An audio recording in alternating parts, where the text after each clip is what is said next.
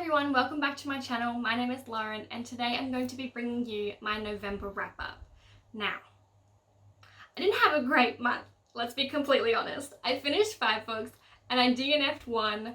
I was in the middle, or I was in a reading slump for about 2 weeks of the month, so that's obviously why I didn't get as many books as I wanted to read done, but I'm not sure if the book I DNF'd was the reason for my slump or if I was like partly through it already and this book just kind of like pushed me over the edge. But we'll talk about that more when we get to it. I'm just going to start talking about the books that I read this month. So the first one I read was With the Fire on High by Elizabeth Espedo. I think I butchered that, but I'm not entirely sure, so I apologize if I did. I'm not good with names or pronunciations. I'm just going to put that out there. I'm very bad at it. I did rate this book 3 stars. I did really enjoy it. I loved the cooking aspect of this one. So in this book we follow Imani, who is our main character and is also a teen single mother. So it's a concept that I've not really seen much in the YA community. It's not something that we really talk about or is really addressed, and I think that this book does a fantastic job of doing that. It's definitely got some great representation in there. I really enjoyed the storyline. The romance that was sprinkled in throughout was very well done. It was a little bit cute. I did rather enjoy that.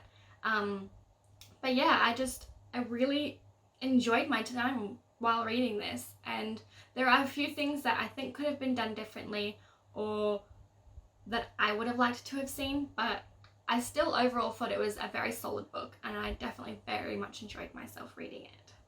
So the second book that I read for the month was Ruin and Rising by Leigh Bardugo. This is the 3rd book in the Grishaverse trilogy. I do have a spoiler-filled review on my channel already. The link is in the description below if you're interested. I'm not going to go into too much depth about this one because I do already have a review for it and it is the 3rd book in the series, so I don't want to give too much away for spoilers. I did rate this one 4 stars. I did rather enjoy it. There are a few things at the end that I wasn't completely happy with or satisfied with, but you can't win them all, obviously. So I did think this one was a very solid book, very good concluding novel, and I'm very interested to see how the TV show is going to compare. So we'll see how that one goes, shall we? Now, the next book I'm going to talk about is the book that I DNF'd, which is Once and Future by Amy Rose Capetto and Corey McCarthy.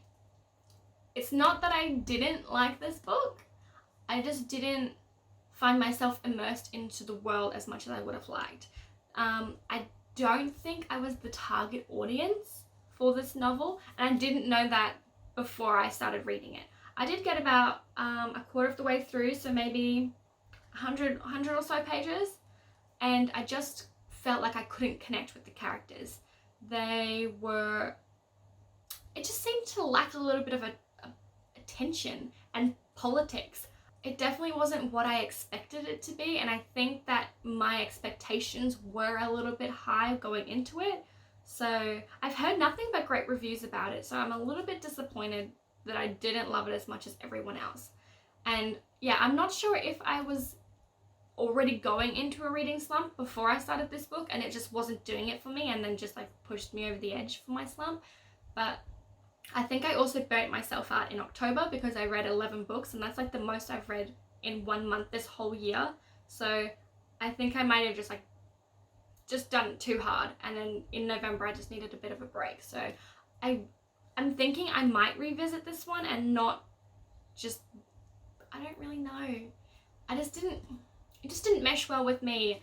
I didn't like how Merlin came up to the main character Ari and was like, well, you're a reincarnation of King Arthur, and she's just like, okay, cool, let's go.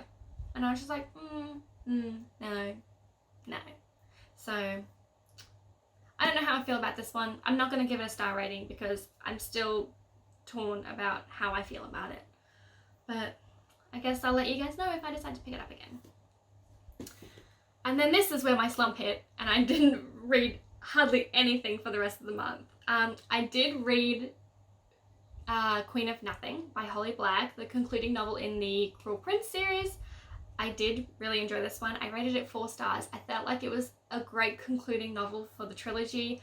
I love Jude as the main character. I thought she was very conniving, very intelligent, and I just thought that her game plans were like so spot on. They're so well thought out and realistic, and something that I feel like someone would do. I did rather enjoy myself. I would have liked to see more of a connection between Jude and Prince Cardan. I felt that their romance was a little bit problematic, to say the least, and I didn't really understand the hype around their relationship. I understand the hype around the books, just not their relationship, because that's not something that I think is like a healthy relationship. So that's my thoughts on that one. I did like it. I think I'm going to reread the series. I feel like I would definitely reread the series. So the next book that I read for the month was Song of the Crimson Flower by Julie Deo. I did rate this one 4 stars as well. I really enjoyed it. So we're following 2 main characters, and one of them has proposed to the girl, and she is very unhappy about it, curses him out, basically tells him that he's a peasant. She does not deal with peasants. She's like too good for that. And then he decides to run away and leave and not come back. And then he meets a swamp witch who places a curse on him, places his soul into a flute. And then somehow he makes his way back to the girl. She finds out. Basically, he can't have his curse broken unless she falls in love with him. And she knows that from very early on. And then they decide to make their way back to the swamp lady to try and get her to remove the curse so he doesn't die. And I liked the premise of it. It sounded very good. But it was a little bit predictable. Like, you know that he needs to have her fall in love with him to break the curse, and we all assume that it's a YA novel, he's not going to die, so she's gonna fall in love with him. So that was like predictable. We all knew that was gonna happen. What I think I would have liked about this one, to give it a 5 stars, I would have liked to see more of that transition between hate and love. It was a very fine line, and it was more she hated him, and then she was just like, she didn't hate him but didn't like him. She was quite indifferent, and then she loved him. And it was just like, I would have liked to have it more of a transition into that, where she was like realizing that she had feelings for him and was like panicking a little bit, or like maybe being hopeful, thinking that she did like him, but maybe she didn't love him enough to save him. And that would have been sad. I think that would have been good. But, you know, at the end, he's almost dying, and she's like, oh, I love you, and then they live happily ever after. So and there are some books that I love happily ever afters for, and then there are some where I'm just like, no, there needs to be some sort of tragedy here. Like, it's realistic. Not everything is happily ever after, but that's just my opinion. Okay, and then the last book I read for the month was Star-Crossed by Minnie Dark. This is one of the books that I wanted to read before the end of the year. Funnily enough, I put this in here in the 5 books I want to read before the end of the year to break up the fantasy that I had in that group. But then I decided to read this one first. So this ain't gonna break up any of my fantasy. But I did really enjoy this one. I believe I rated it 3 stars. We're following our main character, who is Justine, and she gets reunited with a childhood friend of hers called Nick, who they were definitely crushing on each other as they were younger.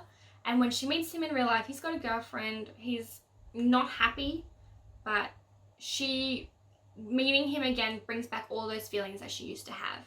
And she is a writer or an aspiring journalist in a magazine company. And Nick, coincidentally, lives his life basically through the horoscopes. If he reads it, he deciphers it for himself and lets that make his life decisions.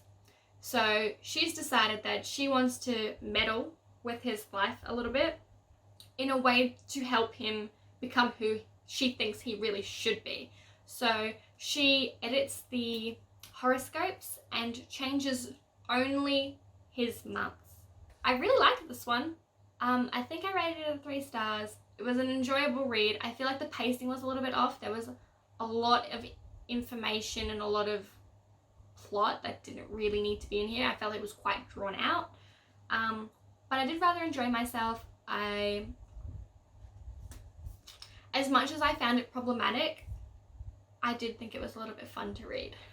I'm not gonna lie. I could just never imagine myself doing something like this, but some people out there will do that, and it's gonna bite them in the butt. So those are all the books that I read in November. Thank you so much for watching my video. Feel free to like and subscribe if you haven't already, and let me know in the comments below what you've read in November, what your favourite books were that you read, and I'll see you next video. Bye!